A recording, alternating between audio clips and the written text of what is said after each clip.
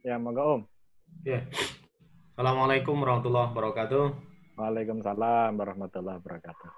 Alhamdulillahirabbil Waalaikumsalam. alamin. Arsala rasulahu bil huda wa dinil haq liyudhhirahu 'alad dini kullih wa kafa billahi syahida. Asyhadu an la ilaha illallah wahdahu la syarikalah wa asyhadu anna Muhammadan abduhu wa rasuluhu la nabiyya ba'dah. Allahumma shalli wa sallim wa barik ala Muhammad wa ala alihi wa sahbihi ajmain. Ya, terima kasih Om Irul dan juga teman-teman. Malam ini kita akan mengkaji bersama berilmu dengan benar. Tapi sebelumnya marilah kita buka lebih dahulu dengan membaca Bismillahirrahmanirrahim bersama-sama. Bismillahirrahmanirrahim. Bismillahirrahmanirrahim. Bismillahirrahmanirrahim. Kemudian yang kedua, saya akan bacakan satu ayat gitu ya, satu ayat di dalam Quran surah Al-Fatir ayat yang ke-28. A'udzu billahi minasyaitonir rajim. Bismillahirrahmanirrahim. Wa minan nasi wad-dawabi wal an'ami mukhtalifun alwanuhu kadzalik. Innama yakhsyallaha min ibadihil ulama. Innallaha azizun ghafur. Dan demikian pula di antara manusia, binatang-binatang melata dan binatang-binatang ternak ada yang bermacam-macam warnanya dan jenisnya. Sesungguhnya yang takut kepada Allah di antara hamba-hambanya hanyalah ulama. Sesungguhnya Allah Maha Perkasa lagi Maha Pengampun. Shadaqallahul Azim. Ye. Monggo Om Irul, ini Om Dok belum gabung ya? Oh ya, nanti aja menyusul. Mudah-mudahan muncul nanti. Baik, monggo Om Irul untuk menyampaikan materinya. Ya, betul nun, Om Jok. Alhamdulillahirrahmanirrahim. Alhamdulillahirrahmanirrahim. Asyhadu an la ilaha illallah wahdahu la syarikalah wa asyhadu anna Muhammadar Rasulullah. Allahumma shalli ala Muhammad wa ala ali Muhammad. Rabbi shrah li sadri wa yassir li amri wa hlul 'uqdatam min lisani yafqahu qawli. Alhamdulillah, malam ini kita kumpul lagi. Yang penting adalah kumpulnya, karena katanya tombak hati itu salah satunya adalah kumpul dengan orang-orang yang soleh. Jadi teman-teman ini kan orang soleh, jadi saya senang ini bisa kumpul dengan teman-teman semua. Amin. Nah, materi kita malam ini tentang berilmu dengan benar. Ini sebenarnya materi awalnya itu judulnya adalah antara sains dan agama ya. Jadi saya ubah sedikit konteksnya. Ya, ini kemudian berilmu dengan benar ya.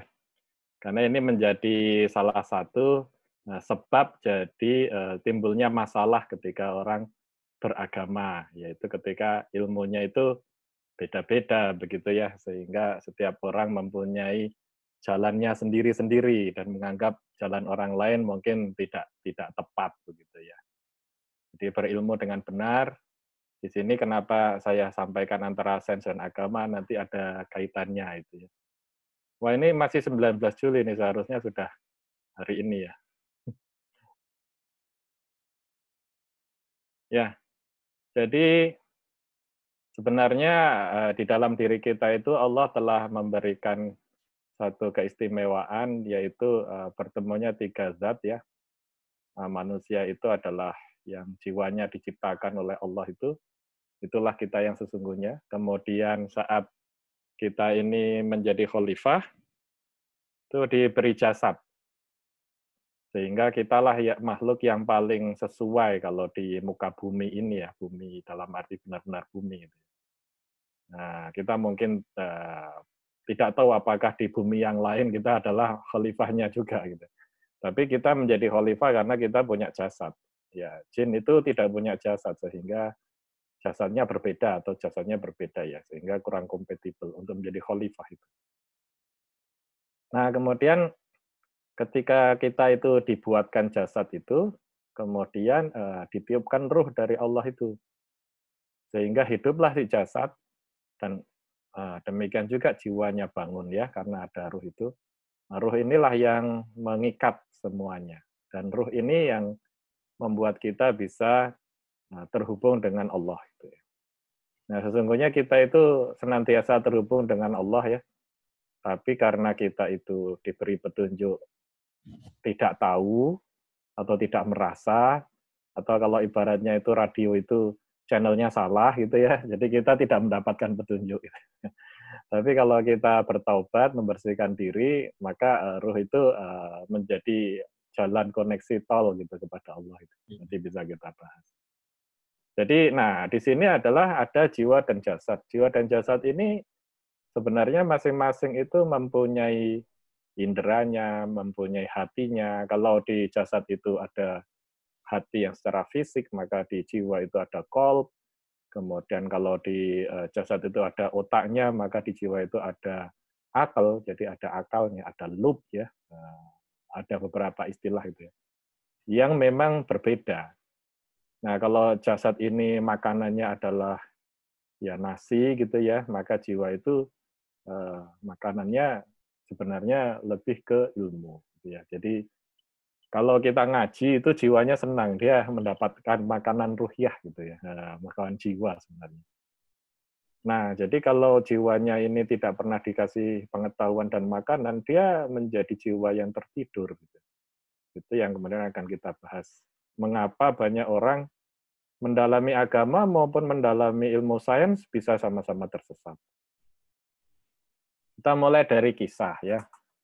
Kisah Nabi Adam. Jadi di dalam Al-Baqarah ayat 30 dan seterusnya ya, 30, 31 dan 32, Allah itu menyampaikan kepada para malaikat bahwa akan dijadikan khalifah di muka bumi. Nah, kemudian malaikat punya pengetahuan ya. Malaikat juga diberi pengetahuan. Tapi sebenarnya ini semacam apa ya, cara Allah untuk menjadikan suatu dialog gitu ya. Tidak mungkin malaikat itu diberi pengetahuan tanpa kehendak dari Allah, dan tidak mungkin juga bertanya tanpa kehendak dari Allah itu. Jadi pertanyaan yang ingin menegaskan gitu ya, bahwa kenapa kok perlu diciptakan manusia. Nah, padahal itu makhluk kan yang menumpahkan darah gitu kan. Dan banyak makhluk-makhluk Allah yang menumpahkan darah ya. Saya kira semua binatang itu juga ada persaingan dan segala macam itu ya. Jadi tidak hanya manusia, tapi ciri-cirinya ini tampaknya sama sehingga malaikat dijadikan bertanya seperti itu. Nah, jawaban Allah itu menarik. Sesungguhnya aku mengetahui apa yang tidak kamu ketahui. Nah, saya tertarik dengan ayat berikutnya. Dan dia mengajarkan kepada Adam nama-nama benda. Ya, nama-nama seluruhnya. Kemudian mengumumkan kepada malaikat, sebutkan nama-nama benda itu. Dan ternyata tidak bisa malaikat. Jadi kita itu mengetahui nama itu karena diberitahu. Dan itulah awal dari ilmu. Ilmu itu dimulai dari mengenal benda atau istilah ya.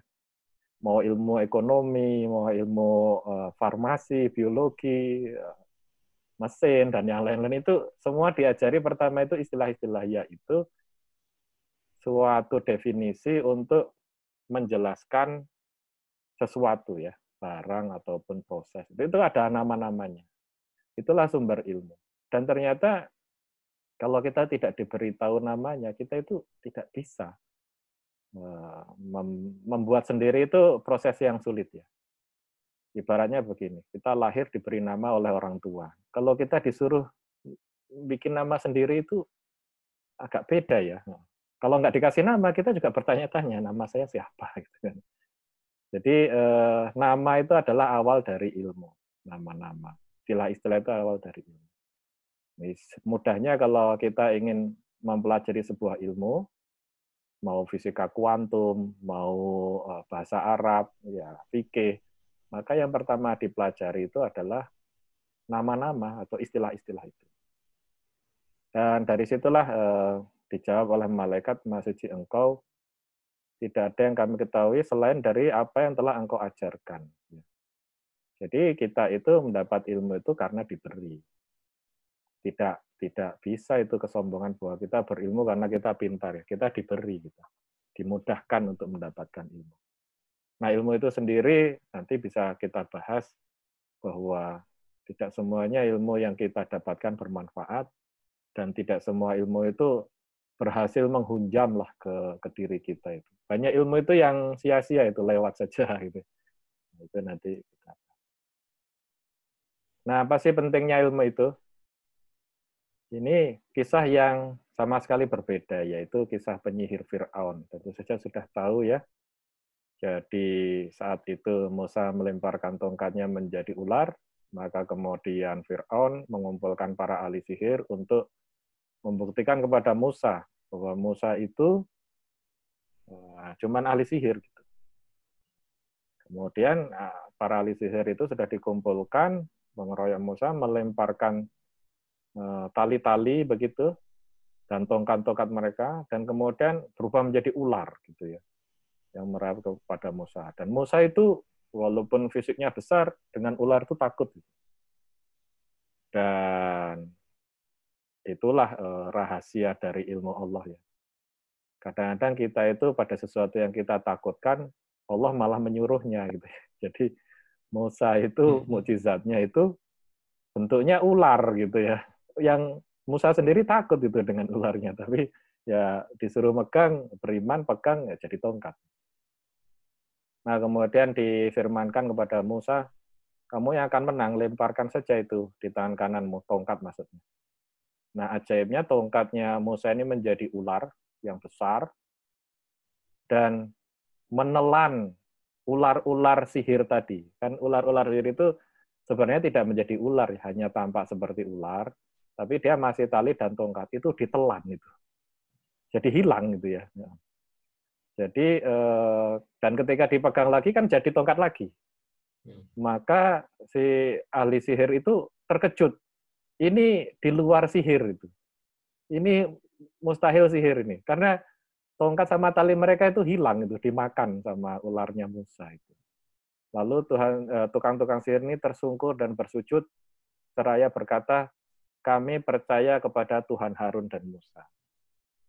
Mengapa kisah ini menarik?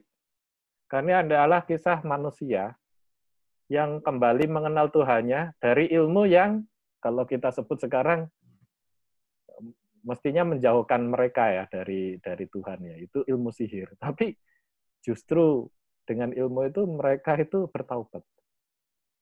Nah, kemudian Fir'aun marah, apakah kamu beriman sebelum diberi izin gitu? Maka kamu akan saya bunuh, dipotong tangan, kakinya disalib gitu ya. Tapi apa yang diyakini oleh para tukang sihir itu bukan hanya satu ya, rame-rame itu. Kami sekali-sekali tidak akan mengutamakan kamu daripada bukti-bukti yang nyata yang telah datang kepada kami. Ya, dari yang telah menciptakan kami. Jadi luar biasa ya. Suatu pencerahan dari pengetahuan tentang sihir, dan tiba-tiba melihat mukjizat begitu, dia bisa bedakan bahwa itu mukjizat dan bukan sihir, dan mereka itu beriman, dan berimannya itu langsung total gitu. Bahkan dibunuh tidak peduli. Ini luar biasa. Nah, jadi kita tahu bahwa Allah itu menurunkan ilmu, ujung akhirnya itu memang untuk mengenal kembali Allah itu. Sehingga ilmu yang bermanfaat itu ilmu yang menambah iman. Dan ilmu yang sia-sia itu ilmu yang tidak menambah iman. Itu sederhananya ya. Jadi ada dua jenis ilmu itu. Ilmu yang akumulatif, kalau kita makin banyak mendapatkannya itu ada sesuatu pengetahuan yang terbentuk, dan ada ilmu yang tidak akumulatif. Contohnya itu baca Quran, kemudian membicarakan event itu ya, apa kejadian ya, artis lah, atau menteri lah, atau politik lah gitu. Dikonsumsi tapi tidak menjadi ilmu yang akumulatif ya. Nonton prank apa itu siapa YouTuber sudah ya, itu tidak menjadi ilmu yang akumulatif. Ilmu yang akumulatif itu gampangnya begini, baca Quran itu tidak menjadi ilmu akumulatif, tapi baca buku ya, itu bisa menjadi ilmu yang akumulatif. Nah, si tukang-tukang sihir ini mempunyai ilmu yang akumulatif itu. Sehingga mereka itu bisa membedakan ini sihir dan bukan. Dan karena itu mereka tiba-tiba beriman ya dengan instan. Ya, kita masuk ke ketika tafsir agama itu salah. Tafsir agama bisa salah. Oh, sangat bisa ya. Sekarang ini pertandingan antar ustadz dari dulu sampai sekarang tetap ada ya. Dan dengan adanya YouTube, medsos, ini simpang siur ini kadang-kadang membuat awam atau masyarakat atau kita yang jamaah ini bingung tuh. Ilmu yang benar yang mana gitu kan ya. Itu yang akan kita diskusikan. Salah satunya adalah kemarin itu ada keramaian tentang bumi datar. Sampai sekarang mungkin ada yang masih beranggapan bumi itu datar ya. Karena di Quran itu dikatakan bumi itu dijadikan hamparan. Langit dijadikan atap. Dan dia menurunkan air hujan dari langit. Gitu kan ya. Nah, tapi ketika misi Apollo sudah sampai di mendekati bulan gitu kan ya, kelihatan bahwa bumi itu ya kecil seperti itu, bulat, kelihatan biru begitu kan ya. Lah berarti siapa yang benar gitu kan. Nah, yang benar itu adalah hukum alam karena itu ilmu Allah. Ilmu Allah itu konsisten. Jadi bumi itu dari dulu bulat, ya kelak-kelak ya tetap bulat begitu ya. Enggak jadi benjol atau kotak gitu, tetap bulat itu. Dan itu sebenarnya tanda-tandanya banyak, termasuk melihat bulan. Bulan itu kan bulat itu. Tapi masih banyak yang berpegang pada tafsir. Tafsirnya datar, sehingga banyak yang masih yakin bumi itu datar. Nah, mari kita lihat bahwa sesungguhnya ilmu Allah yang sifatnya ilmu alam itu bukti yang nyata. Sehingga yang harus kita curigai itu adalah tafsir kita. Ternyata firasya itu adalah juga artinya itu tikar atau dipan. Artinya bumi dihamparkan tuh agar kita nyaman di atasnya dan dia itu tipis gitu ya. Nah, kalau kita melihat di ilmu yang sekarang geologi itu, sebenarnya bumi yang kita tempati itu ya tipis saja gitu. Tipis dari satu benda yang besar sekali yang bahkan di dalamnya panas gitu kan ya. Tebalnya keras itu atau kerak bumi itu hanya 8 sampai 40 kilometer tergantung daerahnya. Sementara radius bumi saja itu 6.357 kilometer. Kalau kali 2 diameternya berarti kan 12.000 kilometer. Sementara kita itu hanya 8 kilometer dan kita bahkan tipis sekali di atasnya. Nah, tafsir baru itu sebenarnya adalah bahwa dihamparkan pada sesuatu. Gitu ya. Pada sesuatu sehingga ya dia mengikuti bentuk sesuatunya itu. Tapi tidak berarti bahwa sesuatu yang kita tempati itu lalu menjadi datar. Kalau dia itu datar ya karena dihampar di sesuatu yang datar. Tapi kalau dihampar ke yang bulat ya bulat. Kalau ke yang lonjong atau yang lain ya dia ikut aja gitu ya. Jadi tafsirnya yang harus diperbarui, bukan hukum alamnya yang disangkal. Nah, ini hanya salah satu contoh dan itu sudah lazim terjadi dalam sejarah, seperti juga dulu gereja menghukum Galileo begitu ya, karena mengatakan juga bumi itu bulat begitu ya. Tapi disuruh bilang tidak gitu ya. Bahkan kabarnya ilmuwan-ilmuwan tuh banyak yang menemukan rahasia alam tapi tidak berani mengungkapkan di zaman dulu itu karena berbeda dengan tafsir agama. Nah sekarang bagaimana? Ya kalau saya memilih untuk melihat hukum alam itu sebagai kebenaran yang lebih kita yakini, yang saya yakini. Nah ini ada satu lagi yang lain tuh. Dia telah menciptakan manusia dari segumpal darah. Benarkah kita diciptakan dari segumpal darah?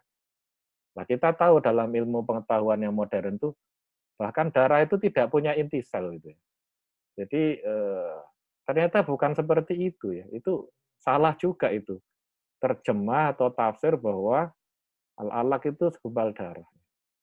Nah, ini tafsir baru itu. Al-alaq itu bisa berarti darah yang menggumpal, sesuatu yang menggumpal, sperma yang meleleh, atau sesuatu yang menempel, atau kumpulan sel. Jadi alaqah itu sekarang diterjemahkan menjadi sesuatu yang menempel pada dinding rahim. Ya. Nah, dan ternyata itu yang lebih tepat ya. Jadi kamu itu diciptakan dari sesuatu yang menempel. Bahkan di terjemahan itu seperti lintah ya, menyesap gitu. Menempel lekat dan menyesap. Dan ternyata memang alaqah itu bentuknya seperti lintah itu. Jadi embrio kita itu dulu kita pernah seperti ini. Di usia kira-kira 3-4 minggu itu bentuknya ya tidak jelas seperti ini ya. Jadi menempel dan menyesap itu, mencecap si rahim itu ya. Dan bahkan dalam penelitian itu bentuk alaqah waktu berbagai makhluk seperti ikan, amfibi, reptil, burung, manusia itu sama itu bentuknya, itu mirip semua. Baru setelah beberapa bulan kemudian dia berubah berbeda. Itu luar biasa ilmu Allah itu ya. Kita itu dikendalikan dari DNA. DNA itu juga suatu temuan yang luar biasa bahwa Allah itu bisa memasukkan seluruh informasi itu pada susunan asam amin atau protein ya, DNA itu ya, ada basa dan yang lain-lain. Itu ilmu-ilmu yang luar biasa. Jadi kalau kita bertemu dengan sesuatu yang tidak masuk akal dan kemudian kita menemukan bukti dalam alam itu berbeda dengan apa yang disampaikan di Quran, maka yang kita curigai bukan Qurannya salah ya. Tafsir atas Qurannya itu salah. Ya. Ilmunya belum diberikan. Kira-kira seperti itu. Nah, sehingga sains itu adalah tafsir yang lebih konsisten dibanding tafsir manusia. Ya, karena semua alam ini sudah mempunyai hukumnya dan Allah itu membuatnya konsisten gitu. Itu luar biasa. Sehingga seharusnya kita bisa lebih beriman dengan melihat-lihat alam gitu ya. Nah, sekarang kita bahas dulu apa itu yang disebut dengan kebenaran. Ini kan setiap orang merasa benar dengan agamanya maupun pendapatnya.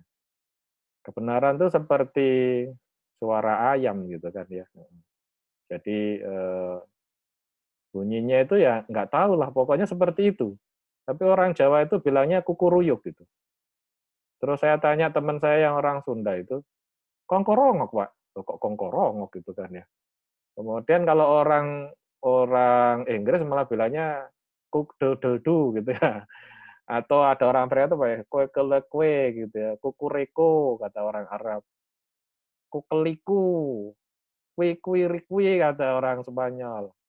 Nah ini orang Filipina aneh nih, tiktilaok gitu ya. Gimana itu bunyi ayam seperti itu? Orang Vietnam lebih sederhana lagi, o gitu kan. Itu sebenarnya ada bunyi ayamnya tapi saya lupa tadi nggak saya share sore. Nah, ini punya seperti itu. Ya. Jadi kita itu tidak pernah bisa mencapai kebenaran itu dengan 100%. Kita itu hanya menghampiri.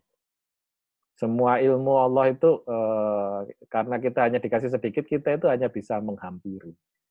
Karena itu tentu saja kita tidak bisa sombong bahwa pendapat saya yang paling benar gitu kan. Ya. Nah, setelah itu kita akan masuk dengan apa yang disebut dengan hukum dan teori. Kenapa saya bahas ini? Karena banyak orang Islam terjebak itu membahas hukum dengan teori yang teorinya itu adalah tafsir dari Quran. Ya, saya jelaskan dulu ya. Jadi hukum itu adalah sesuatu yang sudah jelas, tidak bisa dibantah. Kalau di dalam sains itu, hukum alam itu, yang disebut dengan hukum alam itu adalah suatu keadaan yang selalu seperti itu sehingga bisa dibikin keterangannya atau aturannya. Contohnya mekanika Newton ya, mekanika Newton. Itu hukum yang terkait dengan salah satunya gravitasi. Jadi kalau benda itu dijatuhkan, itu pasti jatuhnya ke bawah itu.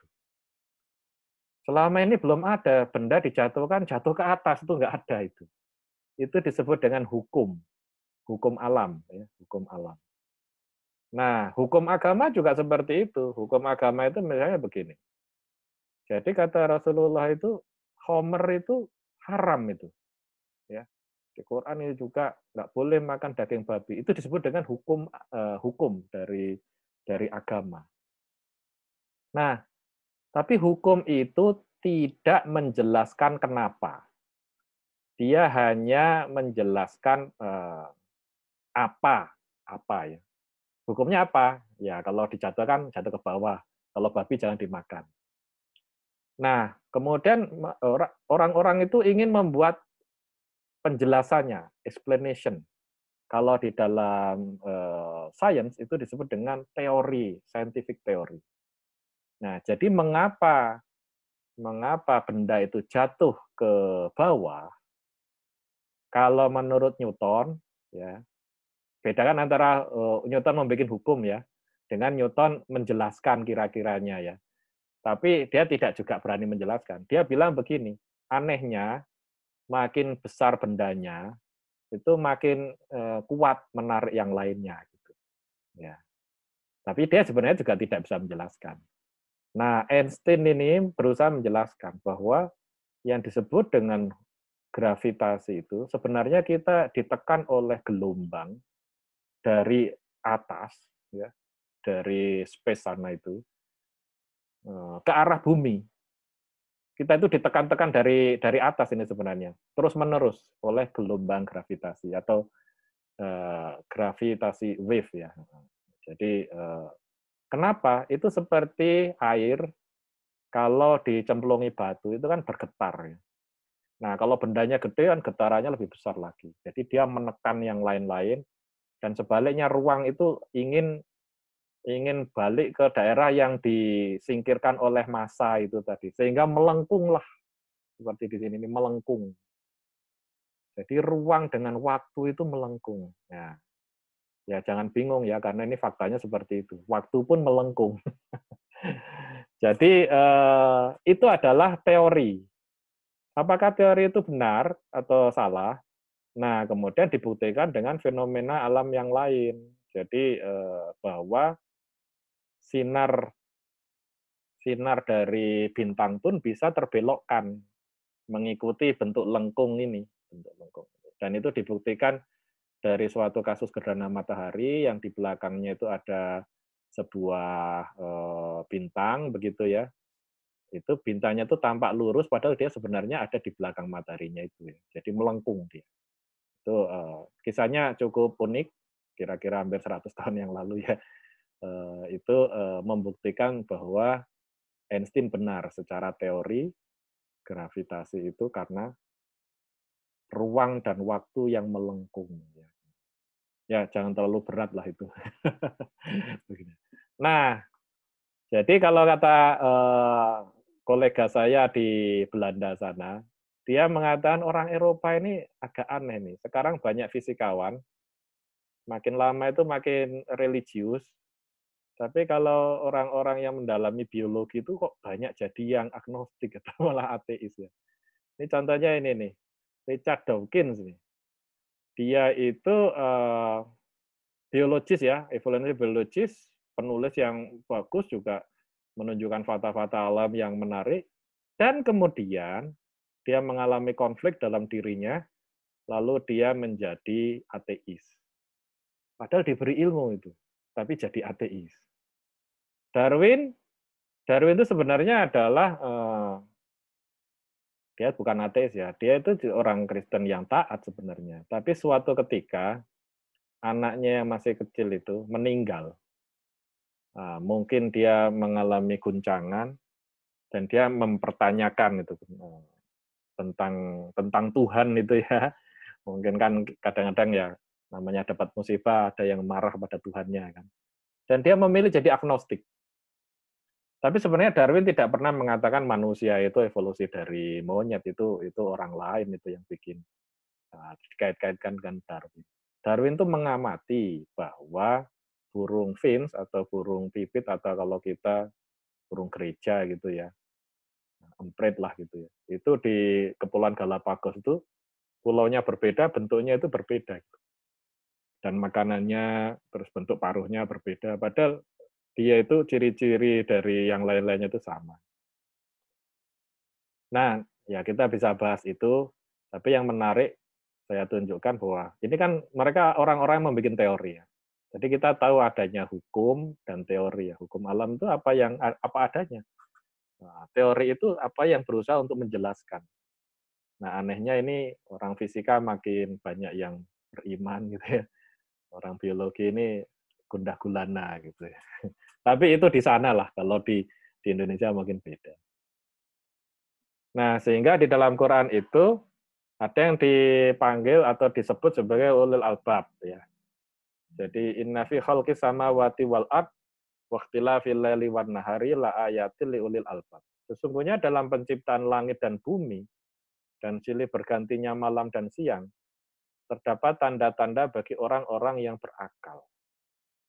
Yaitu orang-orang yang mengingat Allah sambil berdiri atau duduk atau dalam keadaan berbaring, mereka memikirkan tentang penciptaan langit dan bumi, seraya berkata, ya Tuhan kami, tiadalah Engkau menciptakan ini dengan sia-sia, maha suci Engkau, maka peliharalah kami dari siksa neraka.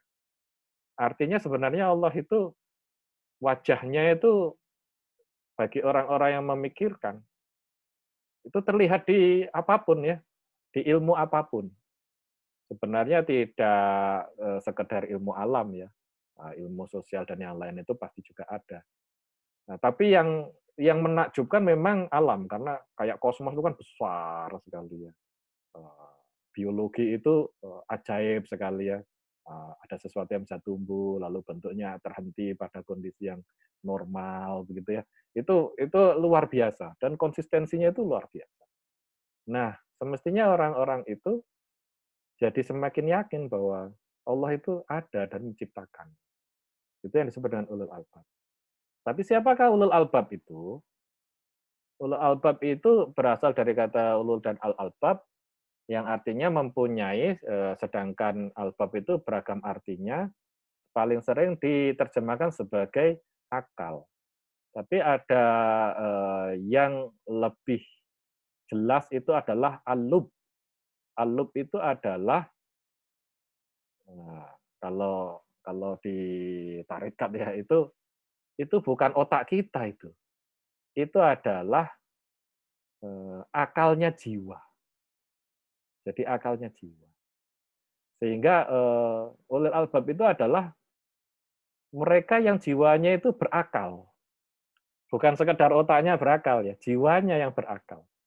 Sehingga kalau kita ingat tadi itu ada jiwa, ruh dan kemudian jasad. Ketika jiwanya berakal itu dia langsung bisa melihat Allahnya itu. Loh, kan ini luar biasa itu. Itu beda ya dengan orang yang betul-betul hanya kesadaran dari jasad yang menguasai, itu disebut ya otak kita itu kesadaran jasad itu. Tapi si akal itu bukan di otak kita. Sama seperti kalbu itu adalah hatinya di jiwa itu. Bukan hati heparnya manusia atau jantung, itu bukan ya. Nah, sehingga ada tafsir bahwa ulul albab itu lebih dalam ya. Dia itu sampai level understanding dan wisdom. Ya.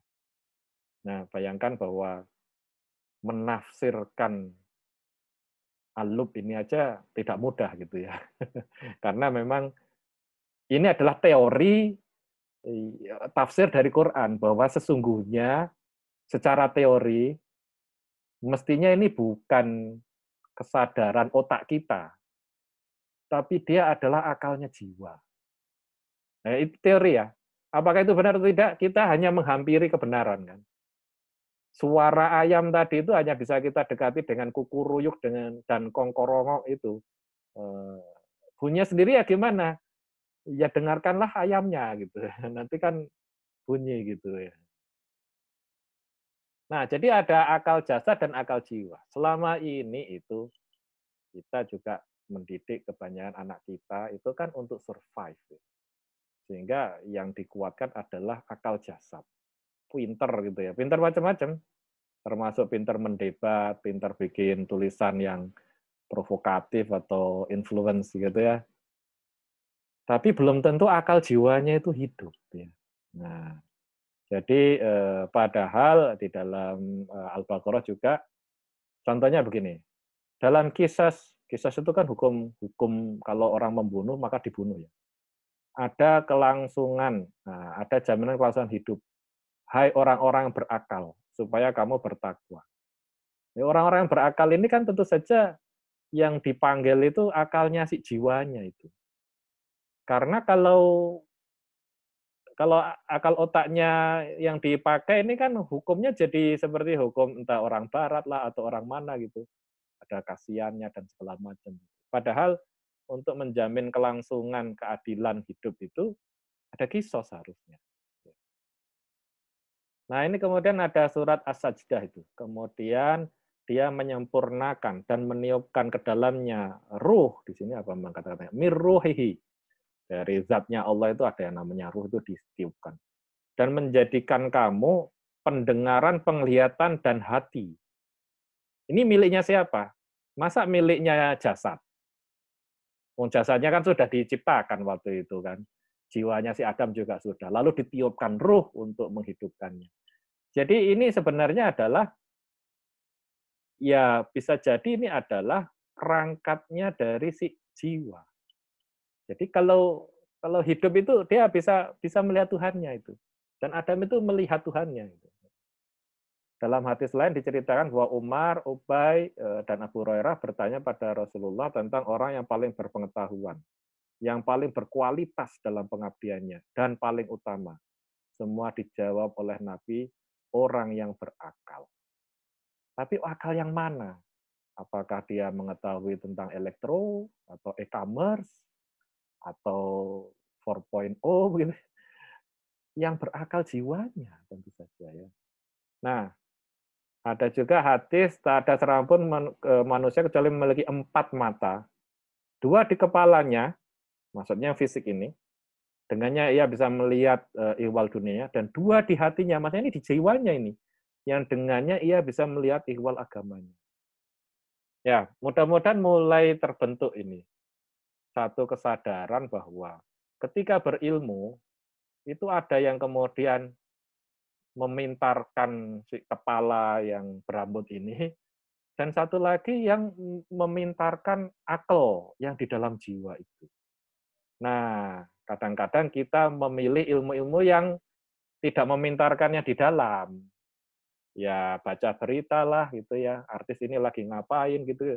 Itu kan ilmunya itu sama sekali mungkin yang fisik pun tidak jadi pintar gitu ya. Jadi itu bukan mencari ilmu sih, sebenarnya itu adalah hiburan. Hiburan dengan melihat nasibnya orang lain. Nah, di dalam Islam itu terutama di tasawuf ya. Itu ada dikenal akal, qalb, fuad, lub, sirul asror. Sebenarnya tadi ulul albab itu kan lub itu. Yang lubnya itu berlapis-lapis. Jadi ada akal, itu yang biasanya tataran yang tampak, kemudian qalb.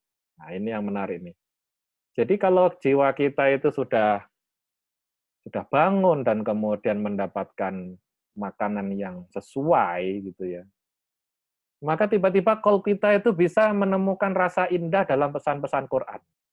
Nah, itu tiba-tiba itu ada pemahaman dan kemudian itu mendapat petunjuk karena jadi cerdas dia, level fuad. Tiba-tiba dia itu bisa melihat comprehensiveness gitu ya.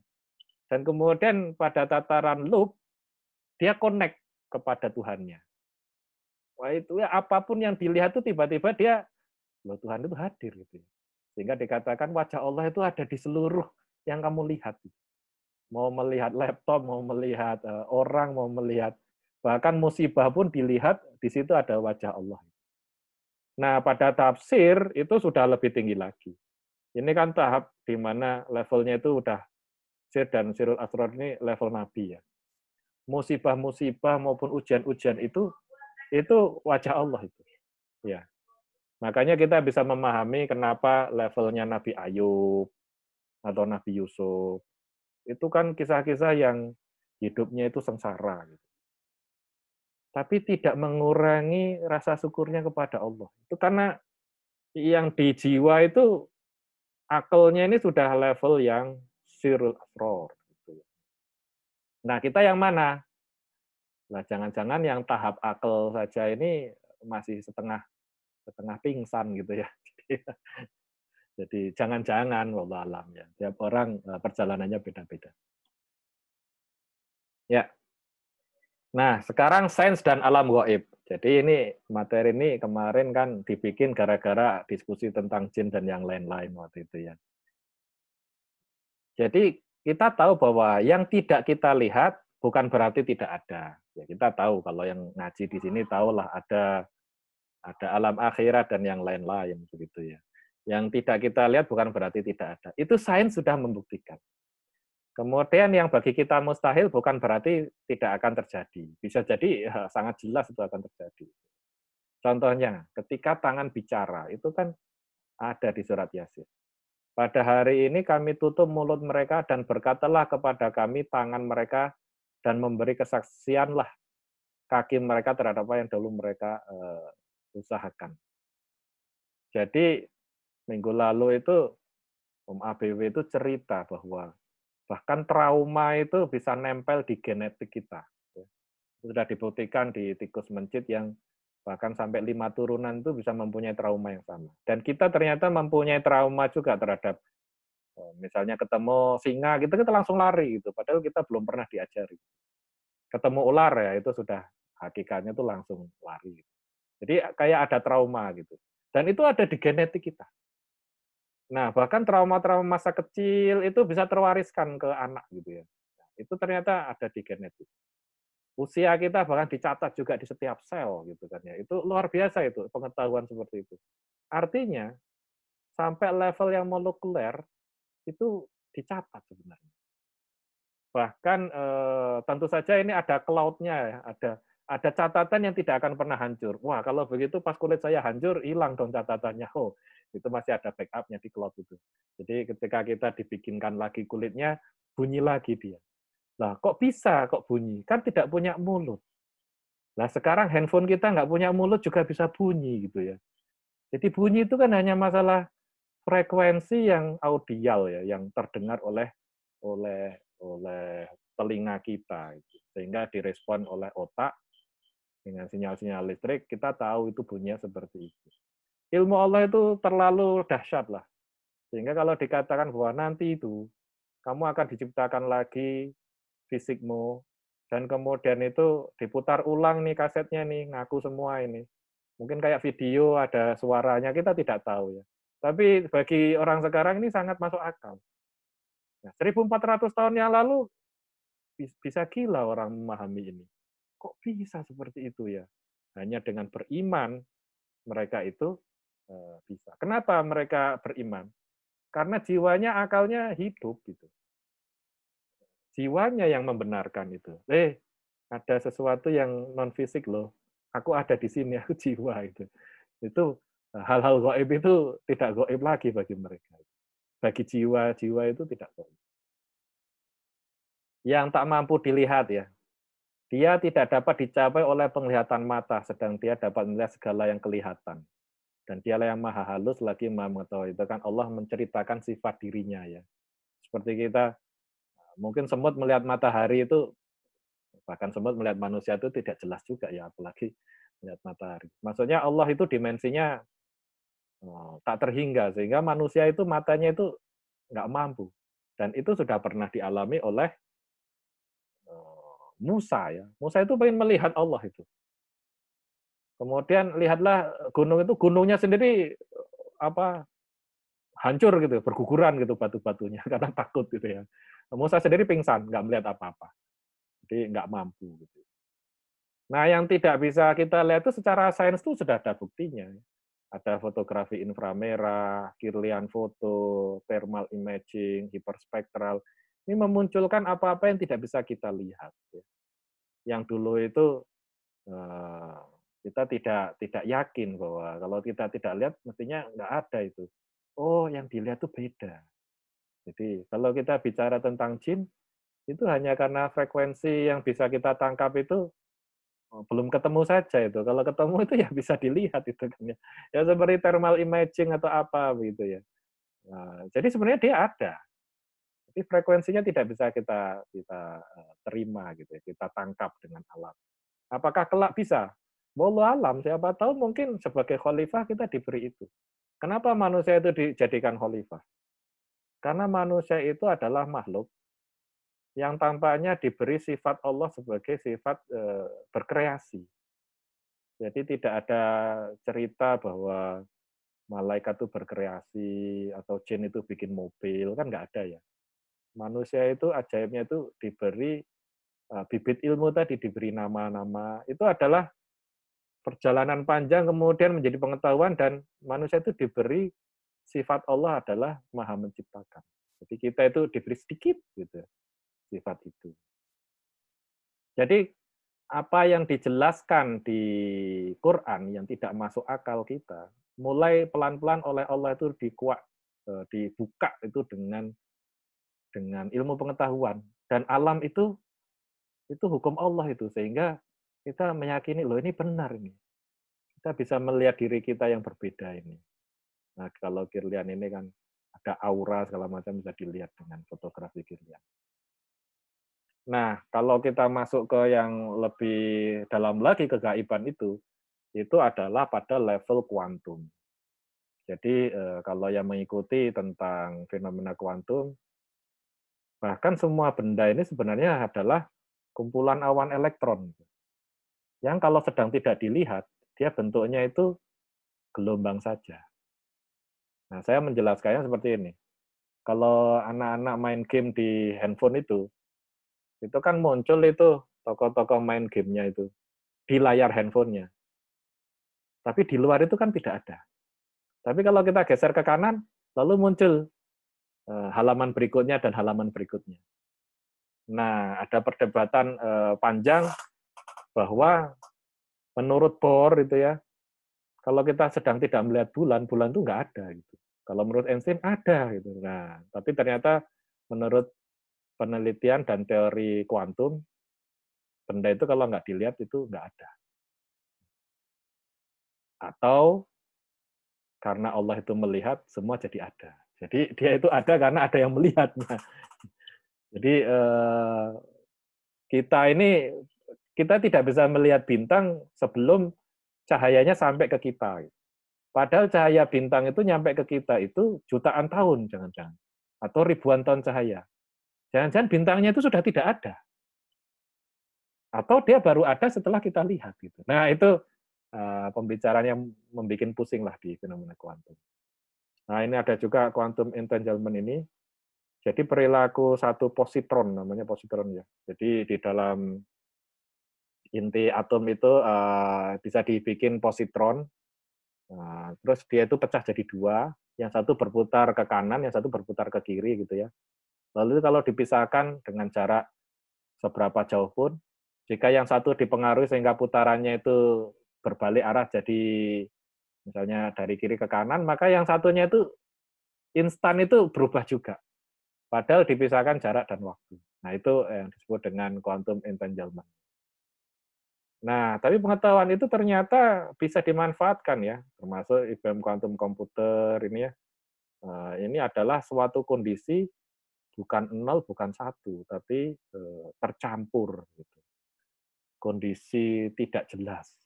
Nanti pada suatu titik dia bisa 0, atau ada isinya, atau 1. Atau kalau putaran elektron itu ke kanan atau ke kiri. Gitu. Tapi dalam kondisi belum diputuskan, dia itu tercampur. Nah, agak membingungkan, tapi kira-kira beginilah. Cahaya itu misalnya ya, cahaya itu kan terdiri dari warna-warna yang kecil-kecil ya. Merah, kuning, hijau, ungu gitu. Kalau diputer bersamaan, itu kelihatan putih kan cahaya itu. Tapi di dalamnya kan sebenarnya ada merah, hijau, kuning tadi itu kan, itu percobaannya si Newton itu dulu ya. Diputar-putar itu cahaya putih ya, tapi kalau dihentikan sebenarnya itu terdiri dari banyak warna. Nah, kondisi kuantum yang disebut dengan quantum bit itu adalah dia kondisi campuran antara ada dan tiada, ada listriknya dan tidak itu ya, atau zero dan one itu ya, zero one. Ya, kira-kira itu. Jadi ilmu Allah itu dari yang makro sampai yang mikro, dan itu semua sebenarnya adalah bukti-bukti keberadaan Allah, sehingga kalau kita itu mendekati teorinya dari Al-Quran dan salah, kita tahu bahwa tafsir kita yang salah. Tafsirnya yang salah. Nah, itu kita kemudian masuk ke berilmu dengan benar. Contohnya begini nih. Walaupun itu bukan kemampuan saya atau otoritas saya untuk beristihad dalam agama ya. Tapi istihad dalam agama itu seringkali tercampur antara hukum dengan teori. Contohnya begini nih, terlepas nanti tafsir mana yang diikuti ya. Khamr itu haram, itu hukum. Lalu diteliti, dan teorinya adalah yang membuat mabuk itu adalah alkohol. Jadi alkohol membuat mabuk itu adalah sebuah teori yang menjelaskan hukum bahwa khamr itu memabukkan, memabukkan sehingga haram. Gitu. Nah, pertanyaan adalah, kalau kita meyakini teorinya bahwa itu adalah alkohol, apakah kemudian bisa kita membuat hukum baru berdasarkan keberadaan alkohol? Contohnya, pakai kosmetik menjadi najis, atau haram. Nah, atau kalau minum obat ada alkoholnya haram, tidak halal. Nah, itu kan artinya kita sudah menarik suatu teori dan membuat hukum berikutnya. Kalau di dalam sains itu tidak boleh. Karena hukum alam belum tentu teori yang menjelaskannya itu benar. Hukum alam ya hukum alam saja gitu. Teorinya bisa salah. Ya. Scientific teori itu bisa sangat salah. Dan boleh ada 10 teori untuk menjelaskan satu hukum. Nah, jadi kalau di dalam dunia sains, tidak bisa itu sebuah teori kemudian memunculkan hukum baru. Hukum baru ya harus fenomenanya sudah jelas. Dalam hukum agama, ada sebagian yang berijtihad menggunakan teori, kemudian mendekatinya menjadi hukum-hukum baru. Dan itu banyak, mulai dari masalah tadi itu mabuk tidak, riba, kemudian halal haram ya. Dulu kan ada yang mengatakan babi itu karena ada cacing pitanya, gitu kan ya. Nah, ternyata cacing pita juga ada di sapi. Apakah sapinya jadi haram? Nah, itu kan kesalahan berpikir itu. Kan berusaha dengan teori mengatakan bahwa babi ini ada mudorotnya, yaitu ada cacing pitanya. Berarti ini penyebabnya adalah si mudorot ini, si cacing. Apakah kemudian ketika ditemukan cacing pita di dalam tubuh sapi, kemudian sapinya dihukumi haram? Nah, tidak boleh. Di dalam sains itu tidak boleh. Hukumnya adalah hukum. Hukumnya ditetapkan oleh Allah, kamu jangan makan babi. Terus kita mencari-cari teorinya. Sekarang ada teori lagi, oh ini karena kesamaan genetik. Ya boleh-boleh saja untuk meningkatkan iman, tapi tidak boleh kemudian teori itu kita yakini untuk membuat hukum baru. Itu bisa menjauh dari yang dimaksud itu ya. Nah, jadi berilmu yang benar itu ibaratnya seperti ini nih. Kita ini kan sebenarnya imannya itu adalah akarnya gitu kan ya. Kita dengan perangkat kita ini kan menumbuhkan suatu pohon dalam jiwa kita ini kan ya. Yang akarnya adalah iman, makin bagus akarnya, kemudian syariatnya itu kita hidupkan dengan Islam, berislam, lalu kita itu akan berbuah dengan akhlaknya itu ihsan ya. Akhlak orang yang selalu merasa dilihat oleh Tuhannya. Nah, pohon ini bisa, ini analogi ya, pohon ini bisa tumbuh bagus kan kalau pohon itu selain ada perangkatnya ini, dia juga kena sinar matahari kan. Nah, sinar mataharinya itu kita analogikan itu adalah petunjuk dari Allah. Nah, yang jelas adalah Quran. Nah, kemudian supaya tumbuh ini kan harus disiram air. Gitu. Airnya juga harus yang baik, jangan air beracun. Kalau air beracun malah mati. Gitu. Airnya ini adalah ilmu yang benar, yang hak. Apakah ada ilmu yang salah? Oh banyak, makanya pohonnya langsung jadi keracunan atau malah jadi cacat gitu kan ya. Buahnya nggak muncul gitu karena ilmunya salah itu. Bahkan ada ya kalau ini seharusnya digambarkan ada awan gitu ya, ada awan. Ilmu yang tidak dimanfaatkan itu ibarat awan. Orang yang belajar banyak tapi tidak dipakai, itu awannya banyak malah bisa-bisa menutupi matahari itu. Jadi ilmu yang nggak dipakai, ilmu bagus tapi nggak dipakai pun itu malah bisa menutupi petunjuk begitu. Jadi terlalu banyak berilmunya kurang amalnya. Tapi beramal dengan ilmu yang salah, pohonnya keracunan itu. Jadi kita harus betul-betul memperhatikan ilmu yang kita sedang pelajari itu ilmu yang benar atau tidak. Apa ciri-ciri ilmu yang benar?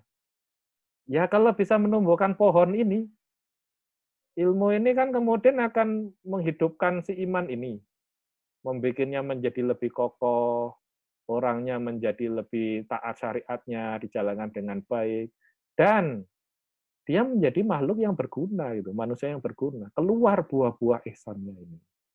Tapi kalau dia itu bahkan berilmu agama Islam yang mendalami Islam, tapi akhlaknya kemudian tidak menunjukkan suatu ihsan, itu ilmunya itu jangan-jangan salah itu. Jangan-jangan tidak menumbuhkan pohonnya. Nah, ini saya kutip dari Rumi, jalan menuju Tuhan itu adalah perkara hati, bukan akal yang dimaksud kesadaran kita ini ya. Jadikanlah hati sebagai petunjukmu, bukan kepala yang di atasnya ditumbuhi rambut ini. Tetaplah bersama orang-orang yang memiliki kesadaran terhadap jiwanya, bukan orang-orang yang tak mampu menyaksikan jiwanya sendiri. Ya, itu pesan dari Rumi ya. Kira-kira begitu Om Cok, mungkin kita lanjutkan dengan diskusi. Oke, terima kasih. Nah, ini apa namanya? Saya ingin dulu ya, sebelum saya berikan kepada teman-teman. Tadi itu Om Irul sampaikan bahwa ilmu itu ada yang bermanfaat, ada yang tidak, gitu ya. Kalau yang bermanfaat ya cirinya nanti dia bisa menambah iman, gitu kan? Terus kemudian semakin dalam apa aktualisasi keislamannya itu semakin kuat dan akhirnya membuahkan buah-buah ilmu itu makin dekat kepada Allah Ta'ala gitu ya. Kira-kira seperti itu ya. Ya. Baik.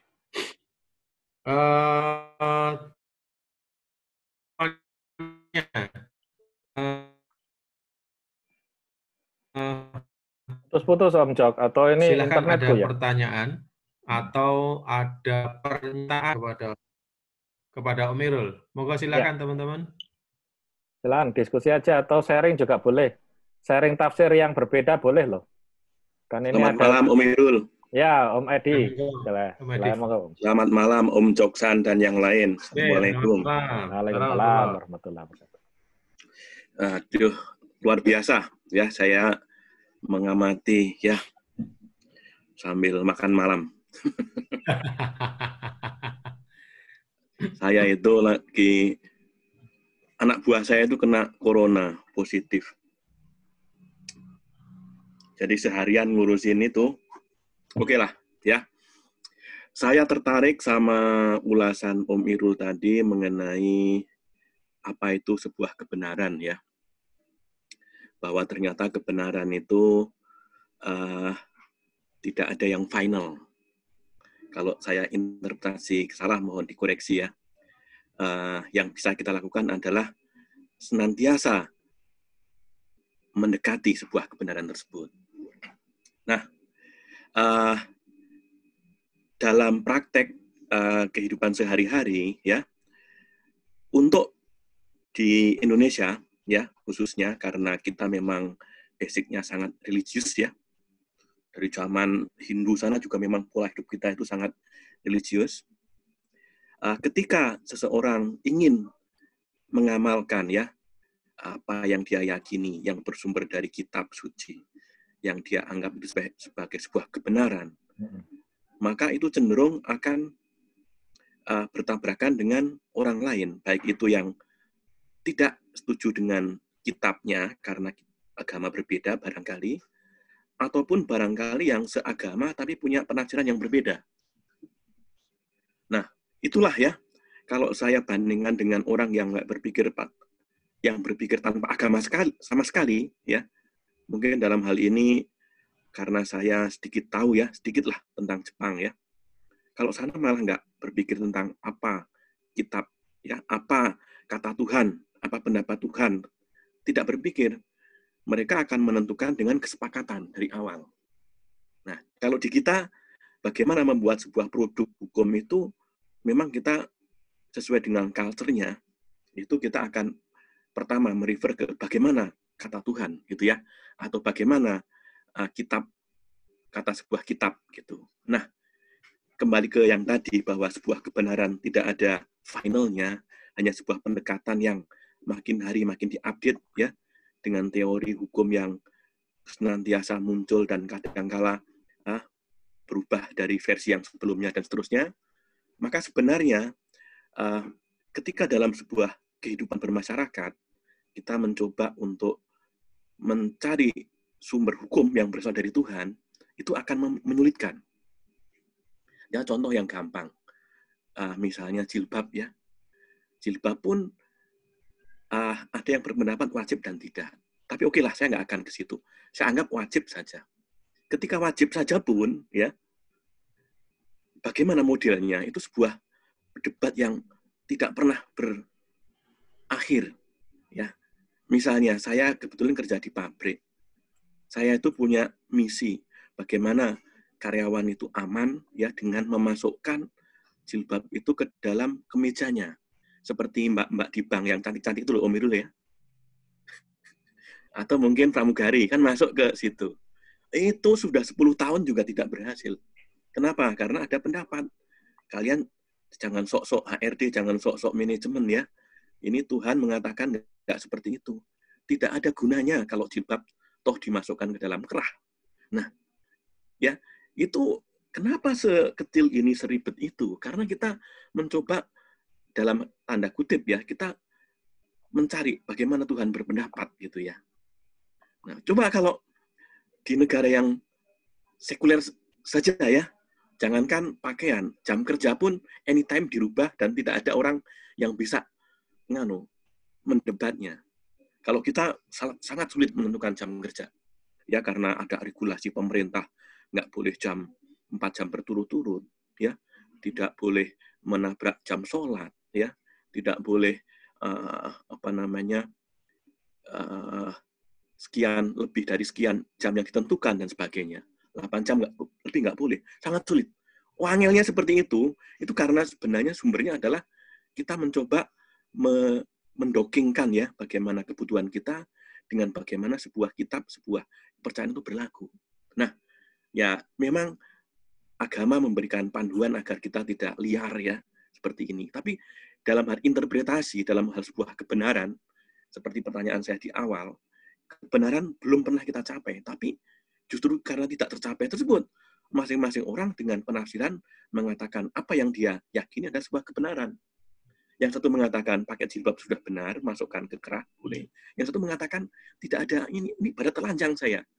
Saya udah pakai jilbab, suruh masukin ke kerah, ini ibarat saya telanjang. Pantat saya kelihatan, gitu kan. Dada saya kelihatan, gitu. Itu kan pendapat itu. Dan itu pun juga kita nggak bisa membuat sebuah peraturan yang diskriminatif, kan. Yang seperti ini boleh, yang ini boleh, kan nggak boleh. Nah, itulah. Jadi ternyata ketika mengatakan bahwa kebenaran tidak final, disitulah timbul sebuah perdebatan panjang, ya, karena masing-masing mengatakan versinya masing-masing. Itu kesan saya dari kehidupan sehari-hari Mohon maaf kalau terlalu membawa masalah pribadi ke sini, tapi saya kira ya justru kesempatan yang sangat bagus diskusi dengan para pakar ya dari Jogja, dari Bandung, dari sini. Ya, ini kan luar biasa kesempatannya. Silakan Om Irul, mohon ditanggapi. Ya, matur nuwun Edi. Ini menurut saya memang kita terus sama-sama belajar ya. Jadi beragama itu kalau yang saya yakini ya, itu adalah proses masing-masing diri gitu kan ya. Sehingga tadi itu misalnya jilbab tadi. Usul fikih itu kan sederhana kan. Ya kamu jangan melakukan yang dilarang oleh Allah. Dan yang dilarang itu sedikit loh. Yang dilarang makan babi gitu kan ya. Dilarang mengurangi timbangan gitu kan ya. Terus lakukan yang disuruh. Nah, yang disuruh itu kan terutama sholat, zakat gitu kan ya, puasa gitu kan ya. Tapi tiap orang ini prosesnya kan beda. Nah, ada lagi usul fikih ya, pokok-pokok fikih itu. Kan kita itu harus selamat tadi itu kan ya. Nah, kita tahu kalau pakai jilbabnya panjang banget itu kan, nah, terus terang itu bahkan naik sepeda motor saja bisa keselimpet ya. Dan itu sudah beberapa kali ada kejadian itu. Jilbabnya tuh masuk ke roda dan kemudian menimbulkan masalah ya, kecelakaan gitu ya. Jadi kalau idealnya kan kita itu adalah setiap hari itu menduga Allah itu menginginkan apa dengan takdir yang hari ini itu saya terima. Kita kembali ke rada pokok ya. Ini agak muter sedikit nggak apa-apa ya. Jadi tiap orang itu sebenarnya diuji. Contohnya tadi, si mbaknya tadi itu sedang diuji oleh Allah. Kamu menyikapi agamamu, mendekati Tuhanmu itu dengan kebutuhanmu untuk bekerja, dan kemudian ada aturan safety, apa tindakanmu gitu. Yang akan dinilai itu kan tindakan tiap orang itu. Mau dimasukkan atau tidak itu sebenarnya Allah itu lah. Yang dilihat bukan itunya gitu kan. Anggap sekarang ada dua skenario. Yang satu ngeyel, sehingga saya lebih baik dipindah tugaskan atau dipecat sekalian daripada saya tidak boleh seperti ini, misal seperti itu ya.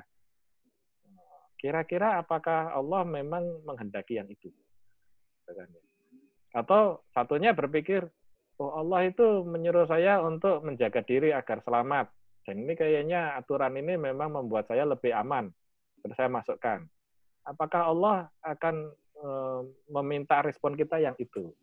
Bagi si orang itu sebenarnya adalah kesadaran pada saat itu adalah kira-kira Allah ridho yang mana. Ini terlepas dengan orang lain. Nah, karena tidak banyak yang pada tataran level itu gitu kan ya. Kan kita tadi jiwanya banyak yang masih setengah tidur atau bahkan pingsan dan segala macam kan, tidak punya akal lah gitu kan. Sehingga kita itu membuat keputusannya itu saklek mengikut pada tafsir orang lain gitu. Jadi ya mau apa lagi, karena nggak berani untuk mengambil keputusan sendiri. Karena ya merasa ilmunya nggak cukup. Padahal kan sebenarnya Allah itu ya directly ke diri kita masing-masing itu ada. Petunjuknya itu ada gitu loh. Tapi kita ini entah setelan radionya kurang pas atau bagaimana nggak tahu gitu. Jadi fenomena itu akan ada. Nah sekarang pandangan saya ya, karena supaya saya jelas-jelas bahwa ini tafsir gitu kan. Pandangan saya adalah bahwa kalau kita bermuamalah itu, artinya kan muamalah itu saling beramal, saling kerja gitu. Maka hukum yang diterapkan dalam muamalah itu sangat melihat situasinya. Dan itu banyak sekali itu. Ada hukum masalah perbankan lah, ada hukum masalah TKW, ada hukum masalah pinjam-meminjam, banyaklah gitu ya. Nah, sehingga selalu yang dilihat itu adalah kondisi saat itu. Contohnya begini nih. Saya kira ada audit waktu itu pernah nanya, bagaimana kalau kita bekerja pada sebuah perusahaan, yang perusahaan itu ternyata bisnisnya adalah jual beli daging babi. Nah, pusing. Apakah kita harus keluar atau lah itu just trading itu. Nah, kan pertanyaannya begini kan, babi itu haram bagi kita.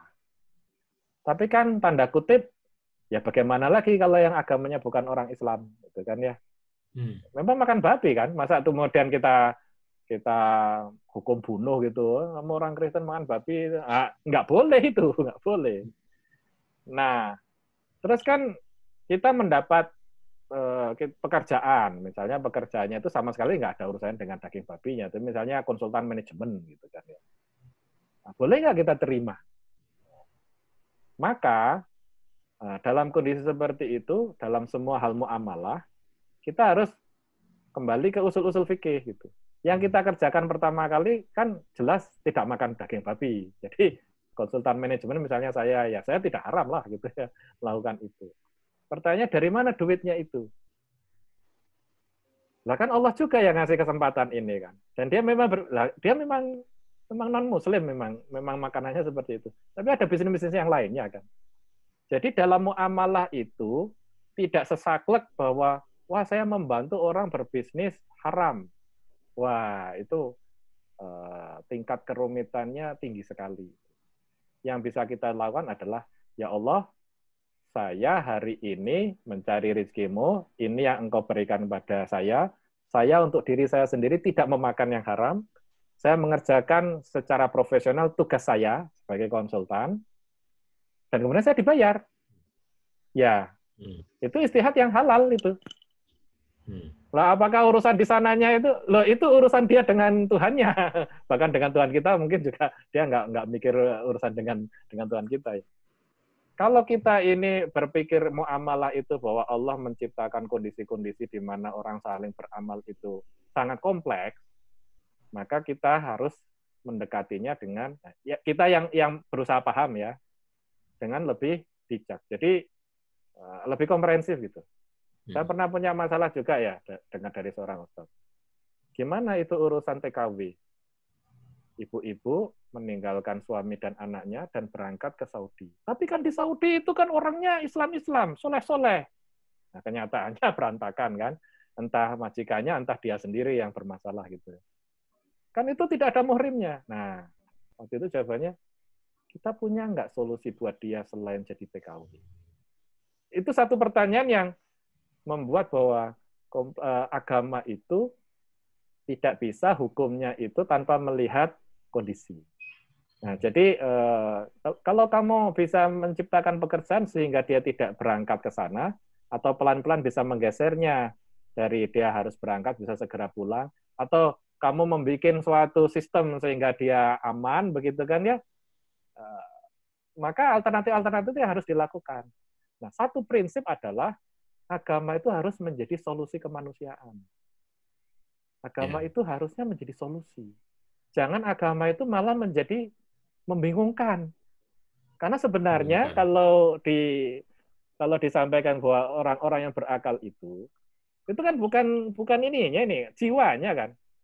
Kan kita kan melihat bahwa Rasulullah itu membuat keputusan-keputusan yang hukum itu kadang-kadang tidak masuk akal, tapi karena beliau nabi kita ya sami'na wa ta'na. Contoh, ada yang maunya sholat, ada badui datang, saya maunya sholat 2 kali saja, boleh, kata Rasulullah. Sampai sahabat-sahabat yang lain, loh kok nggak 5 kali? Gitu kan ya. Atau misalnya pernah ada yang melanggar puasa, terus kamu harus puasa 2 bulan, nggak kuat saya, ini aja, ya sudah kamu sedekah. Nah, saya orang paling miskin.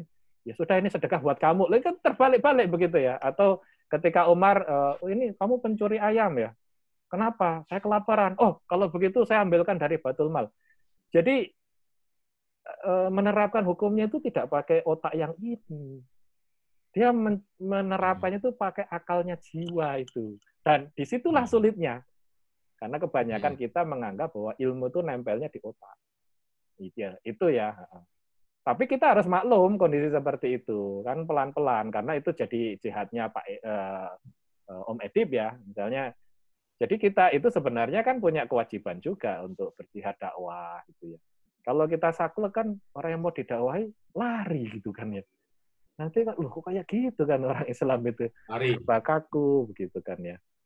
Nah, kita punya misi yang lebih besar sehingga di situ kemudian Allah itu memberi ruang. Kenapa? Ya karena kita juga tahu bahwa apa yang kita lakukan itu tidak pernah mutlak 100% benar. Kita ini kan menghampiri kebenaran-kebenaran itu. Jadi ya kalau ada Rasulullah kita bisa tanya, tapi biasanya Rasulullah jawabannya pun seperti itu. Ada dua sahabat, dua-duanya kok kebetulan junub. Yang satu guling-guling di tanah, yang satu tayamum terus sholat. Ya Rasulullah ya kamu bolehlah kamu sholatnya sah, nilainya 1. Kamu yang pakai tayamum malah nilainya 2. Tapi dua-duanya sah aja sholatnya gitu. Walau yang satu itu effortnya lebih besar, guling-guling gitu kan ya. Padahal hukumnya itu ya kalau nggak ketemu air ya tayamum saja. Gitu. Ternyata yang tanda kutip dapat 2 itu malah yang tayamum. Nah itu kira-kira begitu Om Edip ya. Jadi jawabannya itu untuk semua masalah kemanusiaan, saya selalu berpegang bahwa agama seharusnya menjadi solusi. Dia dimulai dari yang paling usul, paling esensial. Ya. Kemudian dilapis dengan keindahan-keindahan sesuai dengan kondisinya. Gitu. Betul ya. Jadi kan dalam kasus yang jilbab panjangkah atau pendek masuk ke situ kah? Kan dari perusahaan kan menjelaskan ya bahayanya apa. Dan sudah terjadi.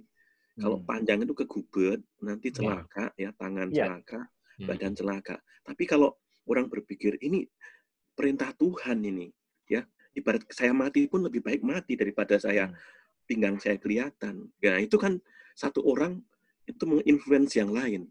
Akhirnya sebuah peraturan nggak bisa ditegakkan situ. Ya. Dan orangnya nggak bisa dipindahkan untuk pekerjaan yang tidak ada rotating equipment. Wah, nanti supporternya juga ikut solidarity forever itu. Ya. Karena memang begitu pendapat seorang kalau mengatakan ini dari sononya, itu kita kasih video kecelakaan pun, kita kasih ini pun, tidak akan mempan. Nah, mengenai tadi Om Irul cerita orang kerja di perusahaan babi gimana. Saya punya cerita yang real, ini unik nih. Di kompleks saya kan ada perusahaan musik ya. Lah, saya nggak sebut namanya. Tapi bikin piano. Nah, di situ anaknya pun kadang-kadang sudah masuk gitu, ikut pindah ke tempat saya. Saya bilang, kamu sudah kerja di titik-titik musik ya. Kenapa kamu pindah ke sini? Pak, hati saya nggak nyaman. Perusahaan bikin alat musik, Clavinova, piano pula.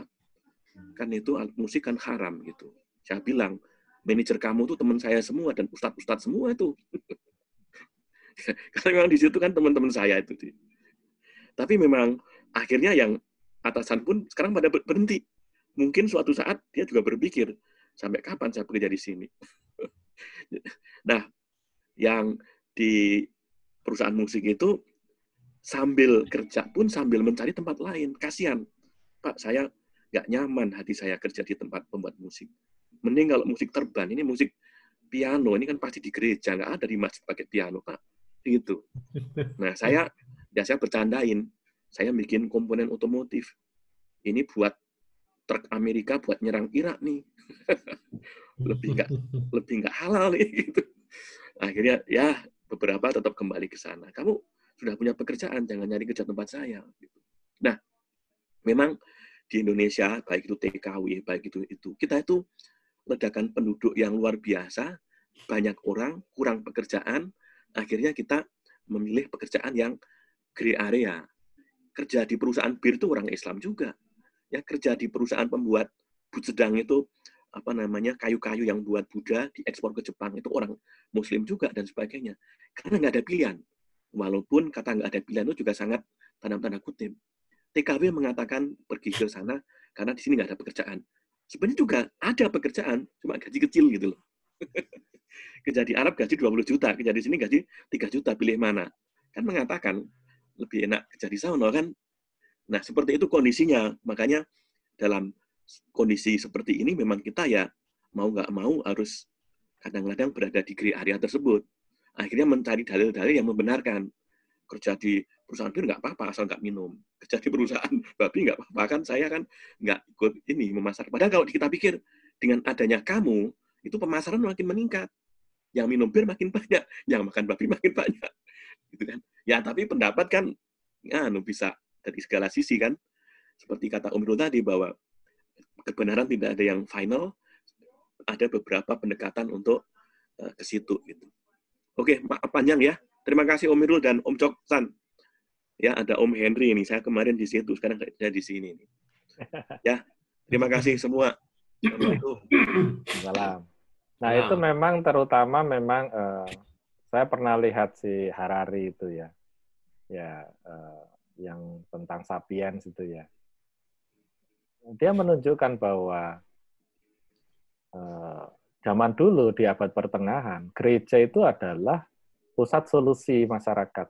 Ya kan kita tahu itu hukum Mendel misalnya ya. Itu kan orang gereja itu yang bikin itu. Nah, jadi pusat pengetahuan itu ada di gereja. Kenapa? Karena itu adalah solusi untuk masyarakat. Tapi sekarang kenapa agama itu ditinggalkan? Karena agama tiba-tiba itu ketinggalan oleh peradaban. Jadi tidak menjadi solusi. Malah menjadi membingungkan gitu. Nah, apakah agamanya salah? Ya kita sudah tahu dari bahasan tadi itu. Tafsirnya yang harus selalu kita perbarui. Kita menghormati orang-orang yang mensucikan diri untuk membuat tafsir, itu kan ulama-ulama luar biasa gitu. Tapi ya ada tugas bahwa ulama-ulama sekarang itu untuk menafsirkan dengan tafsir yang lebih sesuai. Kompleksitasnya tinggi sekali ya. Jadi boleh jadi kalau kita adalah yang mengurus babinya gitu ya, itu kita akan berat begitu. Tapi kalau ini sebuah perusahaan besar yang salah satunya adalah babi misalnya gitu, itu kan sama dengan misalnya bank itu salah satunya adalah meminjamkan uang, tapi salah yang lain kan banyak itu kan ya. Ada untuk transaction fee, ada yang ini, ada untuk menyimpan, dan ada untuk konsorsium dan itu rumit lah gitu ya, sistem pembiayaan sekarang itu rumit. Kan yang harus dicari itu adalah satu tafsir modern yang menjadi solusi. Nah, apakah kemudian menciptakan perbankan Islam atau menciptakan sistem perdagangan ini terserah gitu ya. Tapi bukan kemudian saklek ya. Akan terjadi orang-orang yang saklek itu. Ya saya sendiri tidak bisa menyalahkan, kan memang kita ini tadi sama-sama berusaha mendekati kebenaran gitu. Tapi kalau kita misalnya kita mendapatkan kondisi seperti itu, maka kan pertanyaan kita, ya Allah, saya disuruh apa ini? Kan kita dapat pekerjaan itu, kemudian kondisinya nggak punya duit sehingga yang diterima di situ ya dikerjakan, itu kan Allah itu nggak main-main itu. Dulu ada tetangga saya itu kebetulan bekerja karena dia di PHK dan segala macam lah ya itu ya. Kemudian bekerja itu jadi driver. Salah satunya itu ada tugas membersihkan kandang anjing. Dia merasa berat itu sebenarnya. Tapi ya dia jalani gitu. Ya memang saat itu Allah nunjukin jalannya seperti itu gitu. Nah, di sisi lain ada juga kasus-kasus teman-teman itu yang hijrah itu mendadak gitu ya. Insya Allah nanti Allah menolong. Ya belum tentu juga gitu kan ya. Tiba-tiba kemudian ekonominya berubah dan muncullah masalah-masalah lain di rumah tangganya. Sehingga agama ini kok malah menjadi sesuatu yang memberatkan dalam artian ini. Sementara Allah itu menakar kadar gitu. Karena qadar itu kan kadar itu disesuaikan gitu loh. Tapi ya kitanya harus menduga juga ini Allah menginginkan saya apa. Ya wallahu alam, jangan-jangan dia menjadi keluar dari pekerjaannya kemudian menjadi susah itu adalah jalan supaya dia semakin dekat dengan Allah. Tapi jangan sampai keputusan-keputusan itu apa ya, kurang komprehensif kalau menurut saya ya, karena tidak ada tafsir yang mutlak benar itu. Ini bukan menyepelekan ya, karena resikonya kan ke diri kita masing-masing. Kita ini kan ingin lulus ujian semua ini. Nah, untuk lulus ujian itu kan bukan otak kita yang dipinterin itu udah lewat itu. Ini kan akal di jiwa kita ini mudah-mudahan naik menjadi loop gitu ya tadi yang melihat sesuatu itu lebih komprehensif gitu ya. Kan kita punya keinginan itu nih sehingga menjadi dapat wisdom-nya. Ya mungkin Om Jo bisa nambahin Om Jo. Ya, Om Irul, saya malah mau bertanya ini Om Irul ya. Ya, monggo. Supaya tadi itu loop-nya itu bisa lebih komprehensif gitu. Nah, sekarang bagaimana cara mengelola akal ini gitu. Ya. Itu pertanyaannya Om ya. Wah, Ya. ini. Kayaknya ini nanti bahasanya ada pengajian khusus juga, maksudnya bisa ditambah ya. Tapi kira-kira begini nih. Jadi sebenarnya jiwa kita ini butuh makanan juga, butuh. Tapi bukan makanan seperti kita makan nasi ya. Kan ya seperti kita intelektual tuh butuh mendapat ilmu pengetahuan, mendapatkan berita-berita yang menarik gitu kan ya. Teman-teman menarik. Terus fisik kita ini butuh olahraga, maka jiwa kita ini juga memerlukan itu kan. Nah, salah satunya dari Quran gitu kan ya. Dari Quran itu kan membuat hati tenang, membuat kita itu mendapatkan pelan-pelan mendapatkan pemahaman baru gitu. Kemudian tadi ilmu yang benar. Ilmu yang benar itu adalah konsep-konsep yang benar. Contohnya begini nih. Sebenarnya Allah itu sudah menyatakan bahwa setiap kita ini akan diuji. Ya. Nah, sehingga ada teman saya itu, dia sudah selalu bersiap-siap dia. Allah akan ngasih ujian apa lagi. Jadi beberapa kali dia dapat musibah itu, dia sudah siap. Oh, ini Allah lagi nguji saya ini, jadi saya harus bersabar. Istrinya sakit, dia ngurusin anaknya, nyepokin, dan sebagainya. Itu pada suatu level keridoan yang cukup lah gitu ya. Nah, suatu ketika tidak ada kejadian apapun, lah dia malah rada cemas. Ini masa tenang ini Allah mau ngasih ujian apa lagi ya gitu. Nah, yang menarik adalah dia sudah expect bahwa Allah akan ngasih ujian. Sehingga ketika ujian itu datang, cara pandangnya itu beda jauh. Tidak ada rasa marah pada Tuhan, tidak ada rasa menggerutu, artinya itu. Karena dia sudah expect. Nah, itu pernah juga saya melihat itu dalam filsafat Yunani itu namanya stoikisme ya. Bahwa kita sudah membayangkan kita itu akan sakit, maka jadi tidak terlalu sakit. Ya.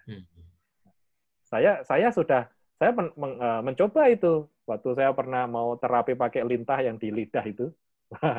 Itu saya lihat dulu itu ininya video itu. Oh, lintah kayak gitu. Ya stres juga saya itu. Tapi begitu ditempelkan itu mental saya sudah siap gitu. Nah, sama ketika jiwa kita itu dilatih dengan ilmu yang benar bahwa kita pasti akan selalu diuji. Dan ujian itu adalah cara Allah itu membersihkan kita atau membuat kita lebih dekat. Dan tiap orang beda-beda ujiannya. Ada ujiannya itu kayaknya enak lah ya. Kayak Fir'aun itu kan dikasih harta apa segala macam yang enak-enak gitu. Tapi kita harus tahu bahwa ini cara Allah untuk memperhatikan kita. Sampai teman-teman saya itu kalau nggak ada ujian tuh dia merasa ini lagi nggak diperhatikan atau bagaimana gitu. Bukan nantang ya, tapi dia sudah ekspektasi bahwa akan ada ujian dan ujian. Nah, ilmu yang benar itu membuat kita punya paradigma yang benar. Sehingga ketika ada musibah atau ada suatu takdir yang dihadapkan ke kita, responnya itu benar. Yang paling sering kan begini, kita itu menganggap bahwa kalau sudah belajar agama mumpuni, nah itu sudah soleh itu. Oh ya belum. Ilmu itu harus terhunjam itu kan ya, harus masuk ke dalam hati itu kan ya. Baru kelihatan seseorang karakternya itu ketika kena musibah. Agamanya itu benar enggak. Termasuk juga soleh tidak itu kalau kata Umar kan, memangnya kamu pernah dagang dengan dia, pernah melakukan perjalanan bersama yang jarak jauh gitu sehingga kamu tahu dia orang soleh gitu. Jadi levelnya itu lebih dalam dari sekedar yang tampak di permukaan. Nah, itu bisa dicapai dengan ilmu yang benar. Ya. Makanya ada hadis itu ya, apa namanya, orang itu banyak amal salehnya terlihat, tapi pada akhirnya itu dia malah beramal yang tidak benar gitu. Ya karena mungkin kecewa tadi dengan ujian yang dirinya nggak siap gitu untuk merespon dengan benar, dengan ilmu yang benar gitu ya. Jadi tidak cukup soleh saja gitu ya Om Irul ya, tetapi ilmu itu harus mengkristal di dalam jiwanya begitu ya, sehingga kalau nanti ada ujian dari Allah itu responnya benar gitu, kira-kira begitu ya. Enggak kayak gitu. Jadi kalau ilmunya itu belum meresap itu seperti awan tadi, merasa sudah punya ilmu malah nutupi matahari gitu kan ya. Dia harus menjadi hujan, tapi hujan yang segar, yang menyuburkan itu. Itu artinya ilmunya dipakai, tapi kan bukan berarti kita tidak menantang-nantang Allah ngasih ujian ya. Bukan seperti itu ya. Tapi bahwa Allah itu akan menguji kita. Nah, kita dibekali dengan ilmu yang membuat jiwa kita berakal gitu kan ya. Sehingga contoh yang gampang itu adalah levelnya para nabi. Diberi ujian itu, ya ridho aja, dijalani gitu. Karena setiap kesusahan akan diikuti kemudahan. Jadi mencari-cari kemudahan setelah kesusahannya ya. Gitu. Sama ketika mencari rizki ya. Kok sudah soleh kok ya rizkinya nggak lancar-lancar gitu ya. Pertama mungkin salah ilmu. Yang disebut rizki itu duit. Sudah jelas salah itu dari awal. Yang kedua bahwa rizki itu Allah mencurahkan itu dalam bentuk ya yang gampang-gampang, yang nikmat-nikmat. Kadang-kadang enggak juga gitu loh. Karena ternyata tugas kita itu adalah mencari-cari kemudahan di balik kesulitan. Jadi misalnya cari uang lah ya gitu ya. Duitnya itu kan ada di sesuatu yang kita itu susah mengerjakannya. Nah, apa yang disebut dengan Allah itu menunjukkan itu jalan kita? Ada pertolongan. Jadi salah juga misalnya, wah ini kerjaan susah, udahlah saya pindah aja ganti gitu kan ya. Tambah lama belum tentu tambah bagus begitu kan ya. Dan sekarang kita ditunjukkan di situ pekerjaan itu pasti sulit karena kita dibayar biasanya kalau pekerjaannya sulit. Kalau nggak sulit ya nggak dibayar, dikerjain sendiri sama orang lain. Tapi yang menjadi ciri bahwa mungkin Allah memberi jalan di situ adalah ketika kita kemudian diberi kemudahan. Ini perusahaan sulit banget. Tiba-tiba ada petunjuk. Oh, harusnya begini toh, gitu kan ya. Atau tiba-tiba ada sesuatu yang mendukung kita sehingga pekerjaan kita selesai. Nah, terus kita bertanya-tanya, nah Allah ngasih pekerjaan ini tuh sebenarnya ada maksud apa lagi gitu selain sekedar saya dikasih uang. Nah, jangan-jangan di situ ada misi dakwah, jangan-jangan di situ ada misi apa? Kita nggak tahu itu. Kita sebenarnya disuruh mencari, tapi rata-rata kita ya, udah selesai lah, ini tugasnya cuma nyari duit, selesai. Gitu kan. Jadi sebenarnya boleh jadi enggak, karena misi hidup kita kan yang nomor 2 itu memakmurkan dunia itu. Betul. Ya harus dicari-cari. Jadi mesti ada pesan di balik itu ya, yang mestinya kita dibekali dengan akal itu mestinya ngerti gitu ya, mencari itu kemudian ketemu, mestinya gitu ya. Ya, idealnya begitu. Idealnya adalah jiwa kita ini akalnya itu jiwa kita itu jadi pinter gitu. Ya susah juga kita sendiri kan memisahkan antara kesadaran jiwa dengan kesadaran fisik saja itu kan sesuatu yang sulit itu ya. Betul. Tapi apa yang bisa kita rasakan? Sebenarnya contohnya begini. Kalau sholatnya benar itu, saat itulah jiwamu yang sholat itu loh. Harusnya terasa di situ. Kenikmatannya atau merasa connect gitu kan ya. Nah, itu sebenarnya ketika jiwamu yang lebih muncul dibanding kesadaran fisikmu. Tapi itu tidak mudah karena sholat saja udah males karena kan ya ada hitung-hitungan kan di otak kita kan. Ya. 5 menit lah cukup lah itu kayak gitulah pasti ada gitu. Itu memang perjalanan panjang sih, panjang. Dan ya setiap kali kita mendapatkan kodar kita itu, kita bertanya-tanya kita punya misi apa? Itu sudah lebih jauh begitu ya. Idealnya, kalau belum ya nggak apa-apa selama kamu ada di jalan itu, insya Allah nyampe kan begitu ya. Siratul Mustaqim kan begitu. Selama kamu ada di jalan Islam, kamu rada melipir kiri kanan, tapi kamu tetap ingin di jalan itu, insya Allah nanti nyampe karena ini jalan tol. Jalan tol itu walaupun belok-belok, ujungnya pasti benar gitu. Jalan yang bukan tol, kalau misalnya kayaknya lurus, jangan-jangan di ujung itu buntu atau masuk jurang kan kita nggak tahu. Tapi Siratul Mustaqim itu jalan Islam itu, asal kamu berpegang terus di situ, insya Allah itu nyampe gitu. Tapi ya kamu lebih cerdas dong gitu, jangan hanya saklek karena nggak punya ilmunya gitu. Ya. Nah itu semua dialami oleh semua agama karena keresahan manusia terhadap agama itu inherent itu ya. Ya itu dialami oleh semua orang. Ya kira-kira begitu, mudah-mudahan kebayang ya, berilmu yang benar itu ciri-cirinya ya jiwa kita jadi tumbuh gitu ya. Dan kemudian berislam yang benar itu mencapai ihsan. Kita berbuah gitu.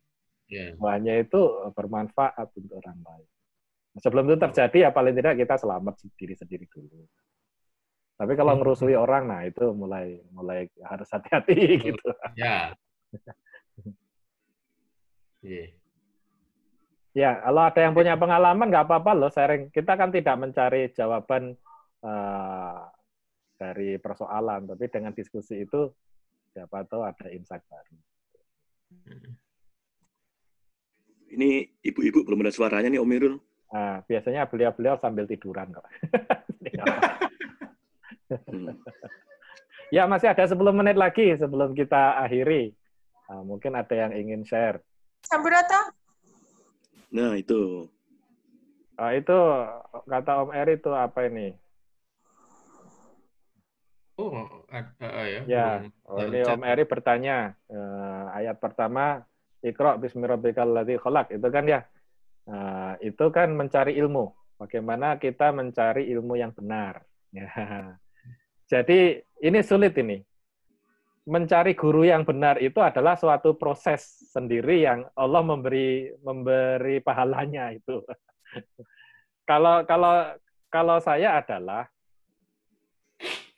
kan kita tahu tadi kukuruyuk dan kokorongok itu kan tergantung daerahnya, artinya tergantung situasinya ya. Ciri-ciri ilmu yang benar itu ya kalau beragama itu akhlaknya makin bagus. Ya itu.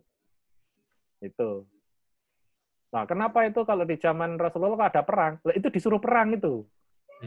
Beda ya. Bukan tiba-tiba itu cari-cari kerjaan memerangi orang-orang gitu ya. Enggak itu. Disuruh itu. Itu ada aturannya sendiri gitu kan ya. Tapi sahabat itu akhlaknya bagus. Bahkan terhadap non-muslim itu bagus gitu. Justru karena akhlaknya bagus itu banyak yang masuk Islam juga gara-gara ini akhlaknya bagus-bagus. Ini orang-orang ini jadi orang Islam ini kok jadi keren-keren gitu, mengagumkan gitu kan ya. Kerja benar, amanah, tidak ngurangi timbangan. Waduh itu pokoknya keren. Nah berarti itu ilmunya benar. Tapi kalau ilmu itu tidak menguatkan iman atau bertambahnya iman itu tidak memunculkan suatu akhlakul karimah, lah itu ciri-ciri itu salah. Nah, bagaimana kita menemukannya? Ya katanya begini, kalau murid siap, gurunya datang. Artinya kita menyiapkan diri kita untuk mencari ilmu yang benar itu pelan-pelan gitu. Nanti gurunya datang itu. Yang mendatang, ya Allah yang mendatangkan, kita bahkan nggak nyari-nyari kok tiba-tiba terikut ini, terikut itu. Nah, saya punya kisah ini, teman ini. Dia sudah sampai, teman di tempat lain lah ya. Sampai mau bunuh diri. bunuh diri karena waduh apa di PHK lah, kemudian cerai dan segala macam. Udah hampir bunuh diri, kata dia itu pas mau bunuh diri motong urat nadi itu kamarnya diketuk sama adiknya. Yuk kita makan ke KFC, batal dia bunuh dirinya gitu kan ya. Jadi ada pertolongan itu. Tapi kata dia itu titik baliknya dalam keterpurukan itu adalah dia membeli DVD film itu 99 apa itu yang di Eropa itu apa? Oh, Cahaya. Iya itu. Kemudian dia terkesan dan kemudian dia ya Allah saya pasrah aja lah. Engkau ini kasih jodoh atau tidak, mau yang terbaik aja, pasrahkan aja. 9 bulan kemudian dia malah menikah lagi itu dan sampai sekarang baik gitu ya. Jadi pada titik level dia itu kepasrahan total itu Allah mendatangkan pertolongannya. Ketika masih merasa mampu, belum didatangkan. Dan titik baliknya adalah dari sebuah film. Nah tadi itu film kan juga kalau dalam hukum Islam saya nggak tahu itu ada musiknya lah, ada ininya, ada cerita-ceritanya lah. Saya tidak berani untuk menghakimi gitu kan ya. Ada orang terkesan dengan suatu musik tertentu gitu kan ya, kemudian tercerahkan. Saya tidak bisa menghakimi bahwa ternyata ada itu tukang sihir Fir'aun ketemu dengan Musa itu beriman itu. Dari mana Allah itu mendatangkan pertolongan itu kan ya? Itu kan hina itu ya. Penyihir loh. Penyihir itu kan ilmunya udah ya tercela lah kalau di dalam itu. Tapi ya zaman itu mungkin dia malah jadi ulul albab itu saya nggak tahu. Jadi artinya akhirnya kita memilih. Tapi kalau kita sendiri kan kita kembali ke diri kita sendiri ini. Mau pilih hukum tafsirnya yang Ustadz A atau Imam A atau B atau C, diserahkan ke kita. Tapi kan kemudian kita berusaha untuk, ya Allah tunjukkan hamba ilmu yang hak. Ilmu yang hak itu, ya sejauh ini, kalau saya itu adalah, ujung akhirnya nanti keluar akhlakul karimah.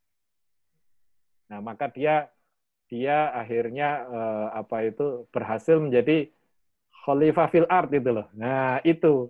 Ya tidak mudah sih, siapa yang akan kita rujuk gitu kan ya. Tapi saya pribadi berusaha untuk tidak menghakimi. Ya. Karena saya tahu juga ilmu yang saya ikuti ini tafsir juga kukuruyuk terhadap suara ayam gitu kan ya. Ya. Masih ada 5 menit, mungkin ada yang bisa kita diskusikan. Om Eri kalau mau komentar loh. Tak tambah satu Om Erul, kalau di Jepang kukuruyu itu hohokekko. Oh begitu. Ya mirip hohokekko. Sih. Kalau yang ngomong orang Jepangnya mungkin jadi mirip. Kalau Om Edip mungkin lebih cocok kukuruyu gitu. Iya. Memang al-haq itu memang hanya Allah itu. Sehingga kita ini sering bingung gitu ya. Kalau kita paradigmanya salah. Kenapa Allah itu menciptakan ada orang dengan musibah ini, kekurangan ini, bahkan minggu lalu saya itu sempat miris ya, ada orang yang berubah jadi tulang gitu kan ya, aduh kasihan banget gitu. Mengapa Allah itu menciptakan segala yang seperti itu gitu loh. Lah, yang bisa memahami itu ya kalau kita itu menambah ilmu untuk jiwa kita. Karena jiwa kita connect ke lebih connect lewat ruh tadi itu lebih connect. Itu misteri apa? Karena kalau saya itu adalah Allah itu sifat yang utamanya itu yang dia sebutkan sendiri di awal. Aku itu Ar-Rahman Ar-Rahim. Udah itu. Jadi bahkan ketika ada bencana itu wajah Ar-Rahman Ar-Rahimnya itu pasti yang dia itu blended gitu apa ya? Kalau kita memahami Asmaul Husna itu, Allah itu bilangnya begini. Aku tuh punya 99 nama yang kusukai gitu. Menunjukkan sifat-sifat. Ada yang perkasa, ada yang ini, tapi ada juga yang halus, pemaaf, gitu kan. Nah, yang saya pegang itu adalah ya sifat yang dua pertama itu, Ar-Rahman Ar-Rahim. Karena dia sendiri yang menunjukkan aku itu Ar-Rahman Ar-Rahim itu. Tapi kalau kamu pengen aku yang murka, ada loh gitu, dan nggak ada yang bisa mengalahkan gitu kan. Jadi dia itu blended. Gitu. Sifat Allah itu blended. walaupun bisa dipecah. Tapi kalau seperti tadi warna Mejiku Hibiniu diputer itu putih gitu kan ya. Itulah sifat Allah Tuhan kita gitu. Agama lain itu punya dewa dan segala macam gitu ya, pendekatannya. Kalau Allah kita itu menjelaskan yang disebut Tuhan tuh ini loh sifatnya. Ini tak saya terangkan gitu. Nah, seperti itu. Sehingga ketika kita memahami kodok kodar itu, kita itu punya keyakinan di baliknya itu Allah itu Ar-Rahman Ar-Rahim. Kita tidak tahu. Ada yang orang sakit, meninggal. Ada yang hidupnya misteri. Jangankan kita. Para nabi itu matinya banyak dibunuh. Apakah mereka ridho? Mereka ridho. Mereka itu syahid. Orang syahid itu kan yang ketika meninggalnya itu, ya Allah aku ridho. Gitu. Itu syahid itu. Jadi syahid itu bukan karena perang-perang. Ya perang-perang mati nggak ridho itu ya belum tentu syahid juga kan. Kita tidak tahu itu. Jadi yang ridho. Nah, melatih diri untuk ridho saat nanti sakaratul maut itu yang berat itu. Ya itu kata guru saya lah gitu ya. Ya berat lah, ada yang ingat anaknya nanti bagaimana, ininya bagaimana, itu akan ada godaan seperti itu. Tapi kalau ridho itu, Allah itu yang akan mengurus. Sehingga katanya mukmin itu tidak cemas dengan masa depan, tidak terbebani dengan masa lalu. Dia memaksimalkan masa kininya gitu ya. Tapi bukan berarti abai dengan masa depan ya. Kan disuruh merencanakan juga kita. Rasulullah juga kalau mau perang juga siap-siap gitu kan ya. Bukan. Tapi maksudnya itu kecemasan berlebihan terhadap masa depan itu salah satu gangguan setan. Begitu katanya. Jadi itu ilmu yang benar itu mudah-mudahan membuat ya hidup kita jadi lebih benar sesuai dengan yang diinginkan Allah itu. Respon tiap hari. Kalau punya masalah, oh ya Anda belajar agama, masalahnya tetap ada. Kalau masalah itu cara Allah mendekatkan kita kepada Allah kok. Kalau dihilangkan terus, ya seperti murid yang nggak pernah ada ujiannya gitu. Nggak ada fasilitas untuk dekat gitu. Ya, tidak boleh sekolah, sama saja. Nah, seseorang yang nggak boleh sekolah malah sedih kan. Nah, kalau sekolah, ya dikasih ujian pasti. Supaya lulus. Lulusnya kapan? Lulusnya adalah ketika kita meninggal, bekalnya cukup. Itu yang lulus bener gitu.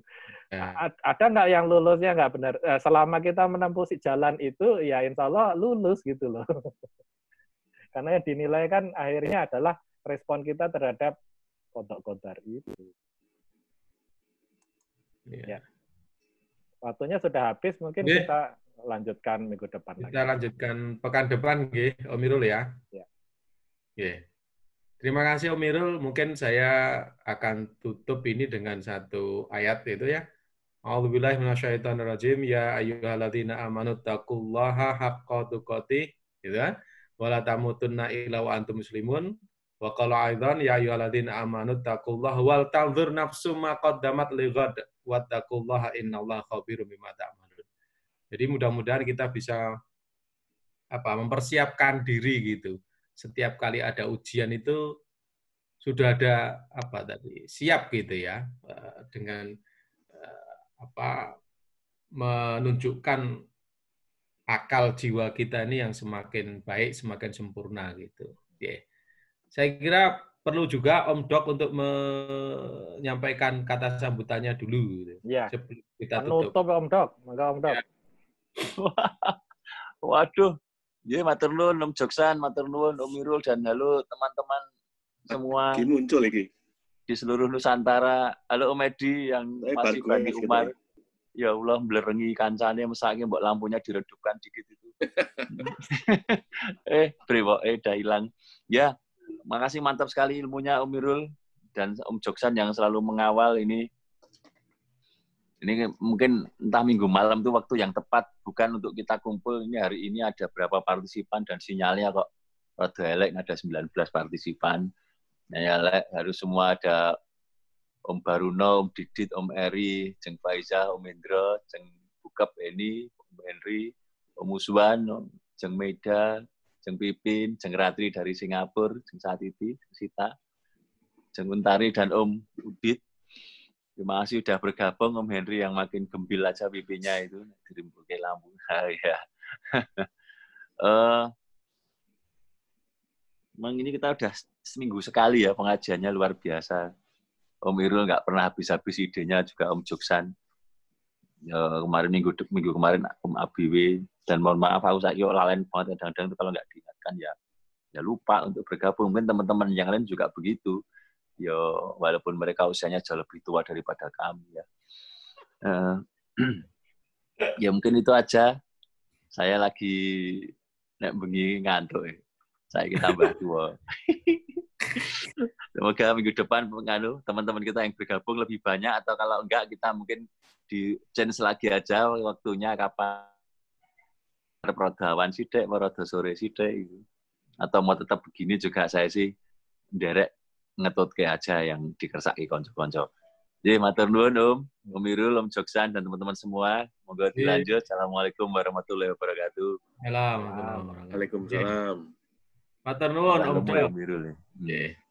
Mari teman-teman semuanya kita akhiri pengajian ini dengan membaca alhamdulillah bersama-sama. Alhamdulillah.